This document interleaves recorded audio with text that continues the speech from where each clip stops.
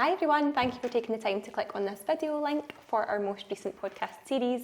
I am joined by JJ again, and we're going to be talking about our most recent AI event. So the thing that's exciting for us is that as a business, we're announcing in this a strategic partnership with an organisation called TenX that's been doing AI for over 20 years. Yeah. And on the panel for the event, we had some of their team contributing as well, who were amazing. So we had Faraz Hasan, who's MD for North America for TenX. We had Murad, Syed, who's co-founder and MD for Europe.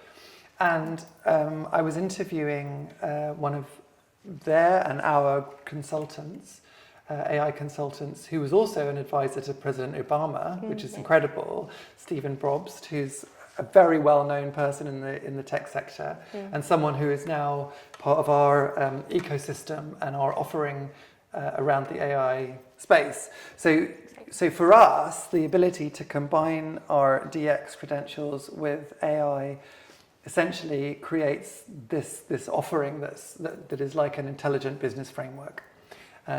And that's something that we would love to talk to clients and so on about, should they want to kind of, think about how to implement these changes. So a brilliant platform for the conversation, a great step forward for Equator, and an exciting topic for anybody, maybe a little bit scary, but an exciting topic for anybody. A lot of people are thinking about AI and Gen AI because it's kind of the language of the moment as a bit of a fad, or a bit of fun, something a bit peculiar and a bit humorous. But it's actually an enormous change that's coming, and it's something that we need to take seriously as a business, and we need our clients to take seriously because it's going to change everything. Yeah. This conversation with our panel allows us to start to talk about the actions that businesses can take to make a difference. It starts to help us, if you like, talk about the fear that people have, why they have it, and what we can do about it. So I think it's a really exciting thing, really exciting topic, and something that hopefully will inspire people to start to make some changes in their business. So today what will be really good is we can obviously chat through some of the things that came out of that conversation and give some hints about how people can get the most out of it.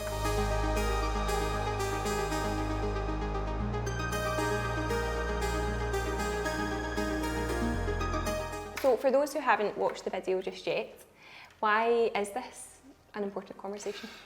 Well, this is not just part of the digital revolution, as people have been calling it for the last 30 years.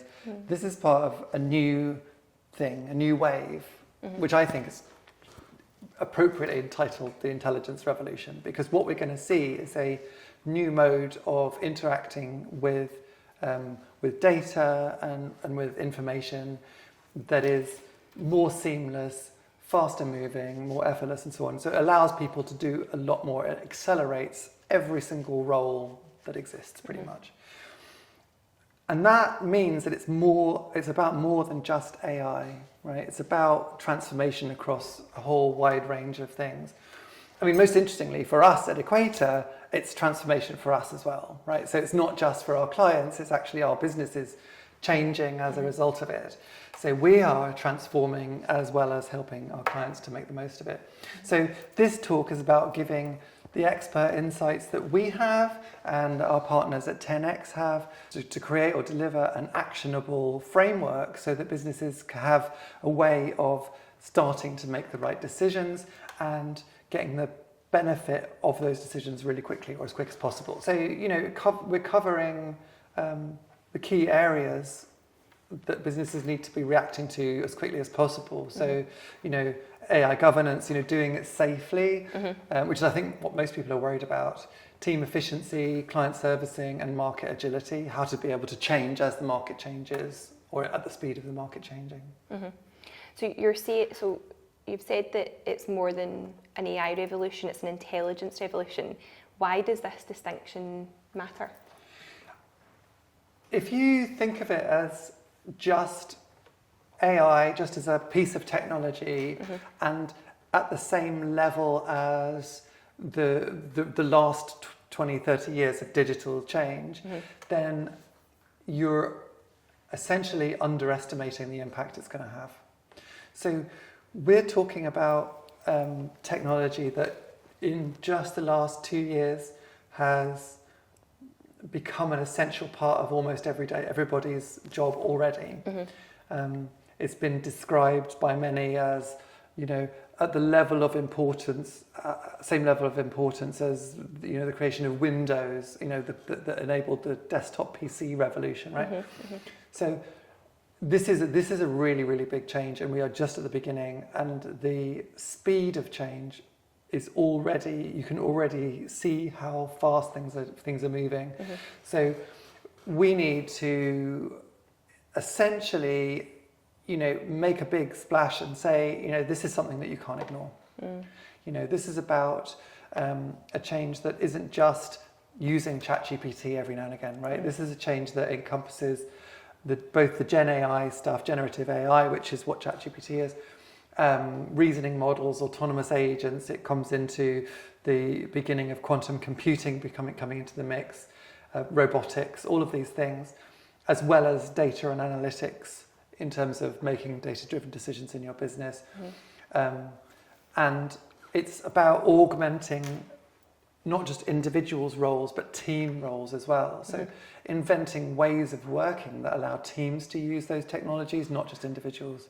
So there are so many aspects to it, and I'm really keen that it doesn't become a kind of, it's a nice gadget to have, and then gets underestimated, and then people lose out, right? Certainly our clients, we don't want them kind of not being able to capitalize on this change. I think it's a really useful thing to think about and to raise the level of importance that people start to make or take action based on it. Throughout the webinar, fear came up a lot. Fear of change, fear of bias, fear of job losses. Why is tackling fear so critical right now? So with any new technology, there's always a fear component. As you can see it in the press, and all these things. You see people sort of talk about the dangers of using it, the risks, all of those sorts of things, and that sort of has the effect of holding people back from investigating and innovating. And the danger here is that the potential gains are so big that if you hold back for just a minute, there's a real risk that you might end up becoming redundant. And I say redundant, I don't mean redundant like at just an individual level, I mean redundant as an entire business, right? It's a serious shift. And yes, it's scary, and yes, it's early days and it's fraught with problems and so on. But to not act through fear will result in, not being able to keep up with your competitors. One of the panelists, mentioned that this is something that's been brought up by the World Economic Forum, that fear is the biggest barrier to adoption of this technology, which is completely understandable, because essentially, if it's customer facing, for example, you're putting the management of your customer in the hands of a robot, and are you comfortable that the robot is trained well enough to look after them in the way that you would like? The interesting thing is that it's essentially the same as putting them in front of a new staff member. So we have to understand that there is training involved in using these models, and fear won't stop that training being necessary. It will actually stop you kind of getting the benefit from it, that ability to, in this example, scale your customer servicing in a way that your competitor will.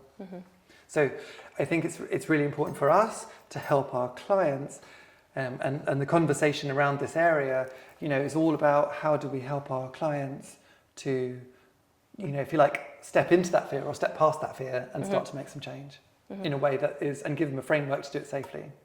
From what you've seen so far, where do most organisations get stuck when they're trying to embed AI into their organisations? So one of the most interesting things that came out of the conversation was the idea of artisanal versus industrialised AI. And I think this is a really good foundational thought, because where we are at the moment is we're seeing people using AI on an individual level, right? So people in their jobs, perhaps on the fly, on the sly, using a little bit of AI in the background to help them do their jobs quicker. Yeah. That's artisanal AI. That's just people kind of using it under the radar, as it were. Yeah.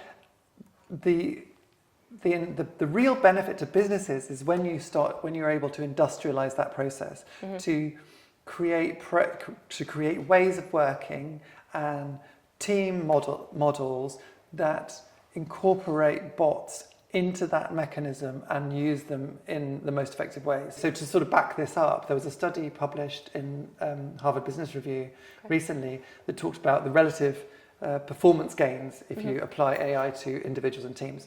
The highest performance gains come from when you apply AI to a team rather than to individuals.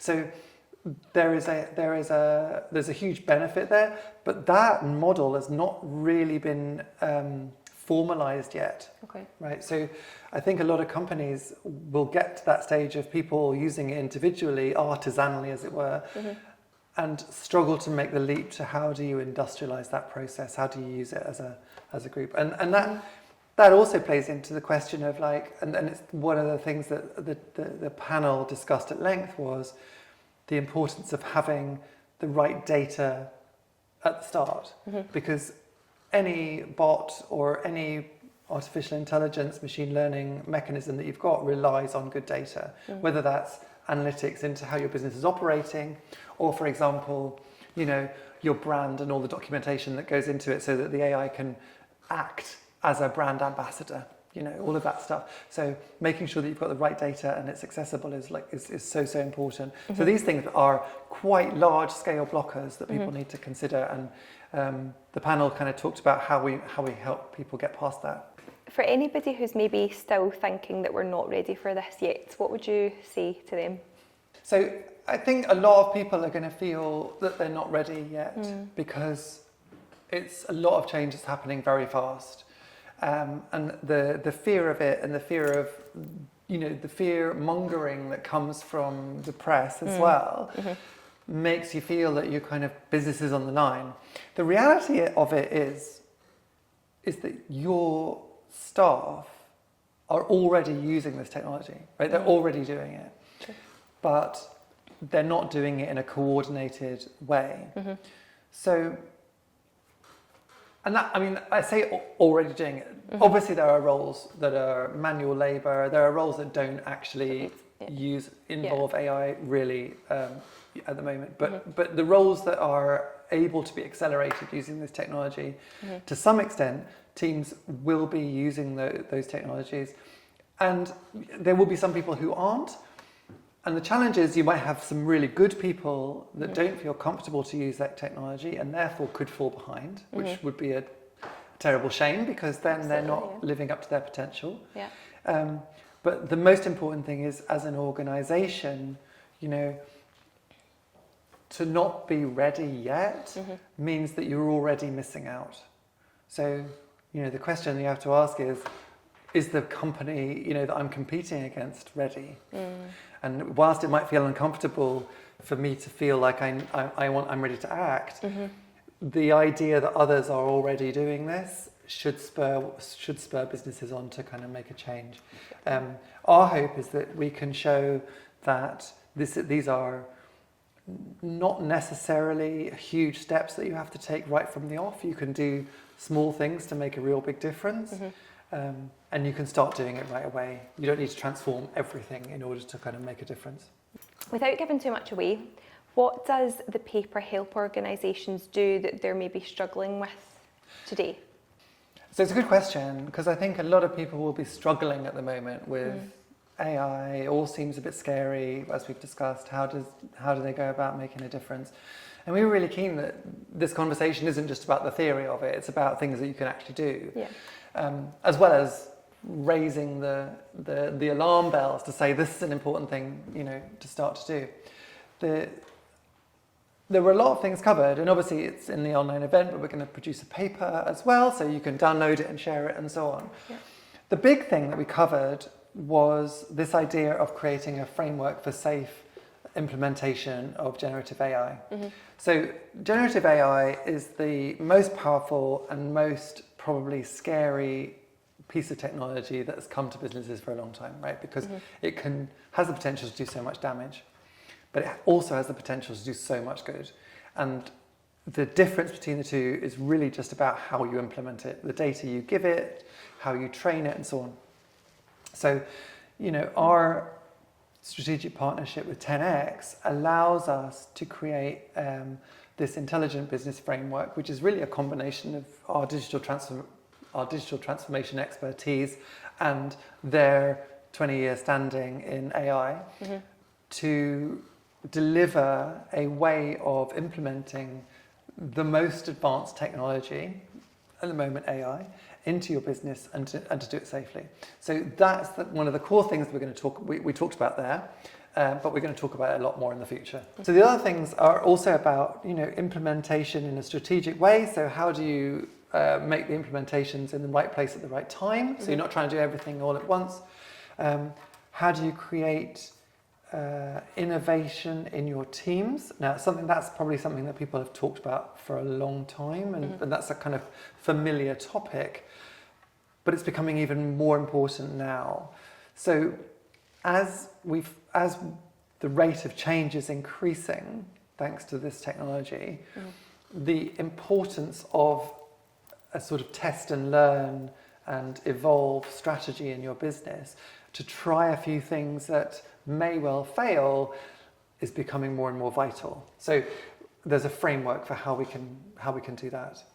And to some extent, and for many people, the most importantly will be, how do you really gain ROI from this? How do you get a bigger return on investment from implementing these things? Because it might be seen by some as a sort of nice to have, it might just accelerate people's work so they can, kick back in the afternoon. I don't know. But it's actually should be about, how do you industrialize the implementation of AI and do it in a way that increases returns, increases the value of your business, and done it, at pace, as efficiently as possible. So there's a lot there.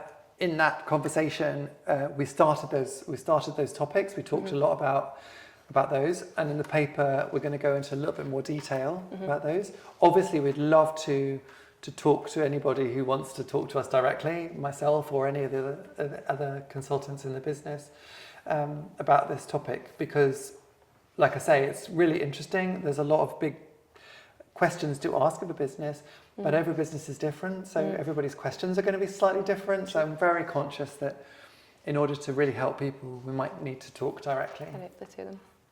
Overall, there are significant things that we need to talk about, and they're not all going to get covered in our online event or indeed in our paper. There's such a big topic. Yeah. Those two things, we would encourage people to watch them, share them, etc., because they do cover a lot of those, and they do cover kind of how you can get started and how you can make the first moves to address strategic misalignment, data issues, cultural resistance, technical complexity, and how you can drive value quickly.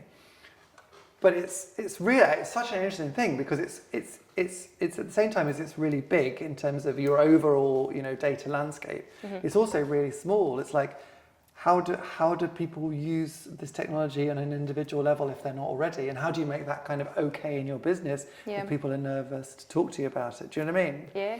Absolutely. Do you?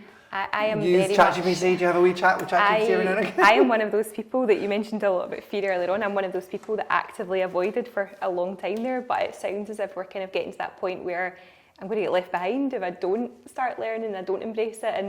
And I think you said a wee minute ago about feeling the fear and doing it anyway. So maybe I need to lean into that at this point. Yeah, definitely. I think it's something to think about, something to try, and also it's not just about ChatGPT.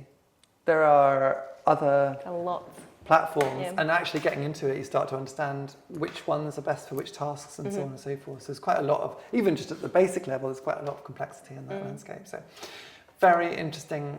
I'm really excited to have had this panel event and to be working on this paper, and also to talk to anybody who's watching this or has watched any of the other assets that we've created, to talk to them about this topic. because there is so much, and there is so much that's so specific to people's businesses. So I would encourage people to, download the document, watch the event, and please talk to us. Please, share your thoughts, challenges, ideas. Let's have a conversation. Thank you, JJ. Thank you, everybody, for watching. Like JJ said, download the paper, have a watch of the webinar, and we will be joining you very soon for our next podcast video. Yeah, looking forward to it. Yay!